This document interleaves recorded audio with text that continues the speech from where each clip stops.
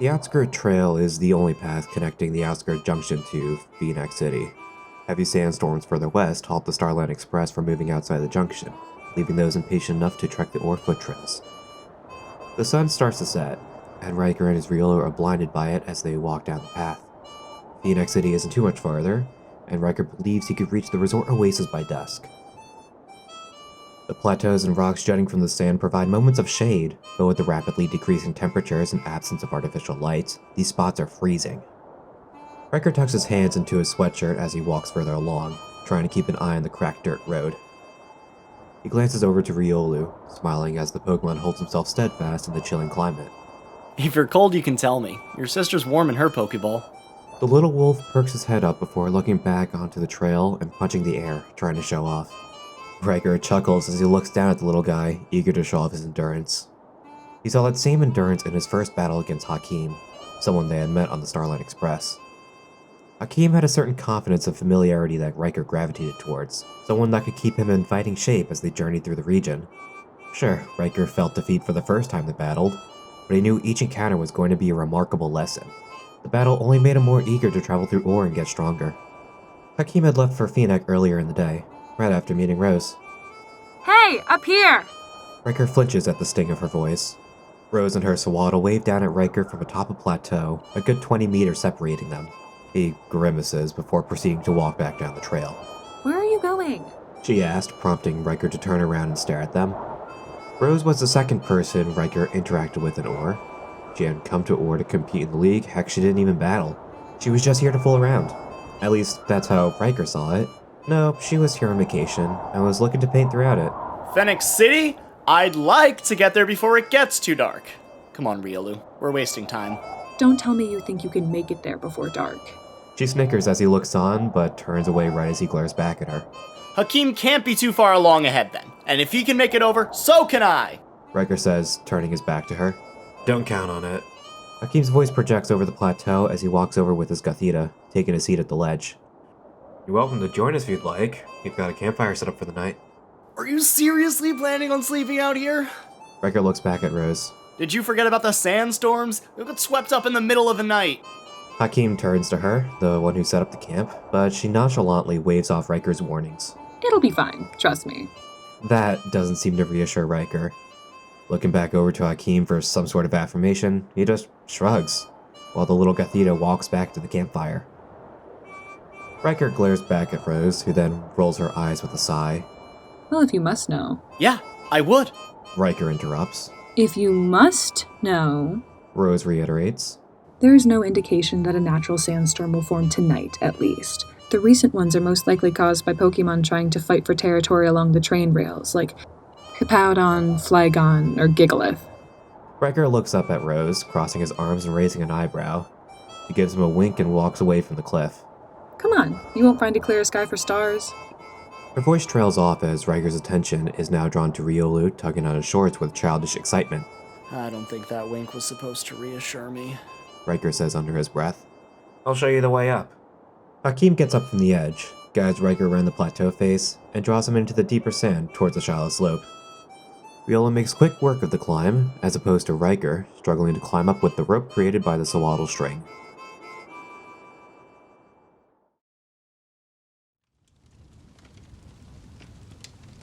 Rose takes a seat back at the campfire, playing with it for a bit. Rocks weigh down spray-painted canvas paper off to the side. She's been up here for a while now, painting the rusted colors of the plateau faces. She can only bring so many colors with her, but with red, blue, and yellow, she can make pretty much anything. The somber crackling of fire is broken when Ryker struggles to get over the ledge, grunting as Hakeem hauls him over. Glad you could make it. She smiles as she watches Ryker slowly get up from his stomach, swatting the sienna dirt and dust off his clothes. I'll admit, I'm impressed with Sawaddle's ability to create such a durable string. Rose giggles as Sawaddle chants to herself, bolstered by the rare compliment. It took some training, but it's definitely worth it, right? She scratches the tiny bug's head as Ryker's eyes wander around the rest of the campsite.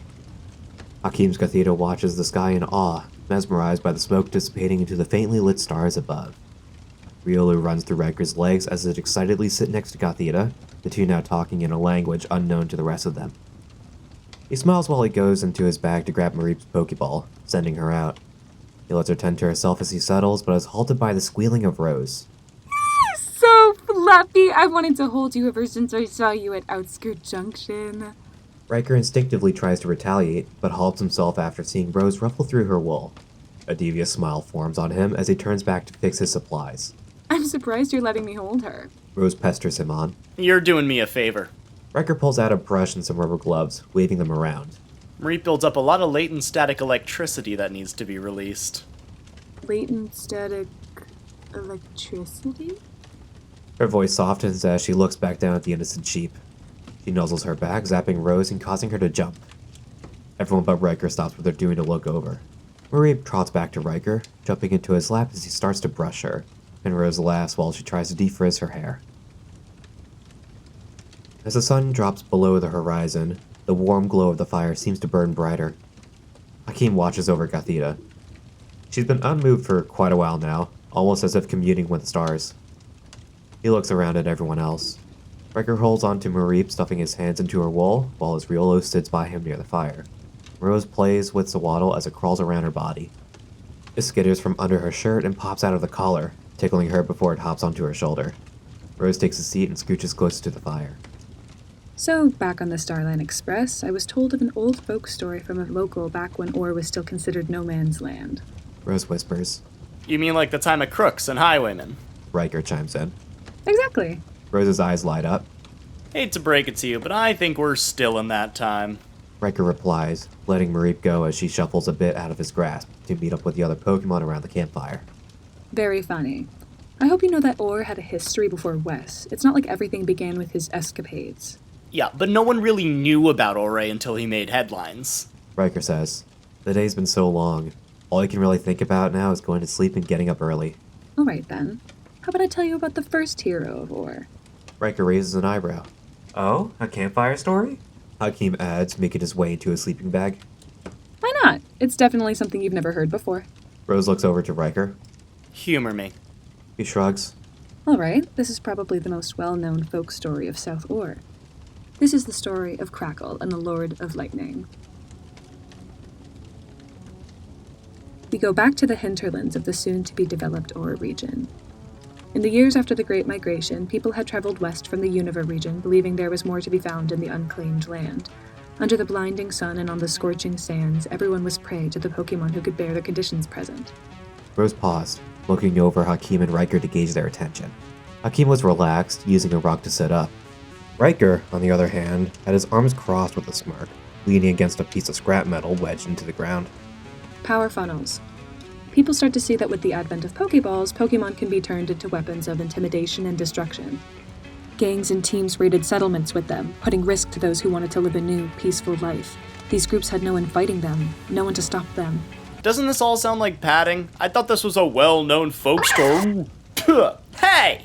Ryker swats and spits off the string shot as it was sent straight into his mouth. Sawaddle cries out and gestures to him, almost to tell him to shut up. Rose crosses her arms and returns the smug look. I guess, but I gotta paint the setting, right? Give some context. She waits for Ryker to compose himself. Don't worry, I'm getting to the good part. He crosses his arms back at her, spinning out one last piece of string. One boy had enough taken from him by the hands of people who believed they had wicked power in their pockets. He had no Pokeballs, allies, or family. All he had was his Substrika. Dressed in tattered and dirty clothing, with dark hair down to his shoulders, he sought to win back Orre. While a formidable Pokemon, an electric type could only be so strong in a desert. Crackle was barely a trainer too, so he had struggled to truly express the power inside his Substrika. His first encounters always left him near death, but he was kept alive through the help of the people he defended. When asked for his name, he wouldn't share. He believed his name was bad fortune and sharing it would put others in more danger. Crackle and the Lightning Lord would be the names they adopted after understanding how to harness the dry air of Orre to create devastating lightning strikes. As a man back on the Starline Express said, their names were born from the people, for the noise the Lightning Lord created when it galloped across the desert, and the sound that was made during the swift, economical dispatch of its enemies. The name suited him as well as it angered his enemies. His physical lightness would also be cemented after successfully defending an oasis town, gifts from the people. A beige button-down shirt with small white lightning bolt stitches, tucked into jeans that are held up by a belt that wraps around a little too much. His old sandals now replaced with pointed boots and a Stetson hat that was left behind by a fleeing gang boss. Rose paused once again to judge her audience. Hakeem was still listening, now slashed a little more in his sleeping bag, whereas Ryker was now sitting with his knees in his arms. Crackle was still a kid, barely 16. Praise turned his altruism into ego and he felt nothing could stop him. He decided to go on the offensive, off to Pyrite Town. Hakeem gasps. I was the same! Now we're bringing the past into the present. Rose continued. The wind was afraid to blow here. Each clock the Lord of Lightning made echoed through the canyon, the only thing Crackle heard besides its own breathing. In his mind, liberating the town would bring it back to what it once was. He felt it had to be done. Stepping into the center of town, an ambush from all sides was unleashed. Pyrite Town was prepared. Crackle and the Lord of Lightning swiftly evaded a barrage of moves thrown out from the gang and sent back their own set of powerful electric attacks to give them some sort of edge. One attack created a dust cloud big enough to conceal them and allowed an escape, but the chaos and confusion of the battle only sent them deeper into the canyon instead. They were starting to back themselves into a wall, nowhere else to run. In a last-ditch effort, they tried to bulldoze themselves through the crowd, but were punished greatly by a wall of moves like Rock Slide, Earth Power, and Foul Play. Prone to the ground, they tried to get themselves up, but before they could stand, a Flygon split the ground beneath them with an earthquake, sending them straight to their death, never to be seen again. What? Ryker interrupts, rushing to stand up. Everyone turns their attention to him. Let her finish. I don't think she's done telling the story. Hakeem adds. Ryker, now realizing that he's the center of attention, sits back down with his face in his knees. Right. Go on. He pops his head out, looking away from the group. Rose smiles and nods. The gang boasted about Crackle's death as they raided. They expected Orre to fold to them, knowing their big hero wouldn't be there to save them. Instead, the people worked up their own courage and fought them back. A hero was dead, but Orre didn't need a hero anymore. Bravo! Hakeem applauded as Rose bowed to him, then Ryker, then back at him. So dramatic! You tell a story just as well as you paint. Well, I can't take all the credit. I'm just retelling what I was told. Did I humor you well, Ryker? Rose turns to Ryker. His gaze is fixated on the smoke from the campfire. Ryker? Rose snaps a couple of times to grab his attention. He jolts, glancing at the two looking at him. Huh? Oh, yeah, that was a good story. Sometimes the hero doesn't always go home safe. I understand that. It just subverted my expectations, that's all. Silence. Alright, where's Riolu and Mareep? I think now's a great time to start heading to sleep. He says as he rummages through his stuff for a sleeping bag, rolling it out and getting quickly situated. He looks around to see Riolu and Mareep with Gothita and Sawaddle. It's gotten pretty late, hasn't it? Hakeem grabs Gothita's Pokeball to call her in. He's been staring at the stars with the other Pokemon ever since it got dark. He decides against returning her and looks up. Stars are beautiful out here. Yeah, gorgeous. Ryker's already turned his back to the fire and rolled into his bag. Rose looks over to him, a little concerned, but seeing him flip onto his back to look up made her smile. She joins everyone in looking at the constellations. Do you guys think that story is true? Some of it probably is. So much of it could have been warped over time. Hakeem responds. Even so, I don't think it matters. It's still a good story. Rose adds. She points her finger up at the sky, drawing lines between the stars. Yeah. Ryker's the first to wake up. The sun peeks over the horizon, and the faintest glow of it gets him to sit up and rub his eyes. Shuffling out of his sleeping bag, he's quick to pack it back up. Riolu and Mareep wake up shortly after, walking over to Ryker and stretching with him. As he slings his bag onto his back, he pauses to look over at Hakeem and Rose. Both are still fast asleep under the sun, and he can't help but stare at them. He doesn't start moving until Riolu tugs on his shorts, excited to start the day. Alright, let's get going.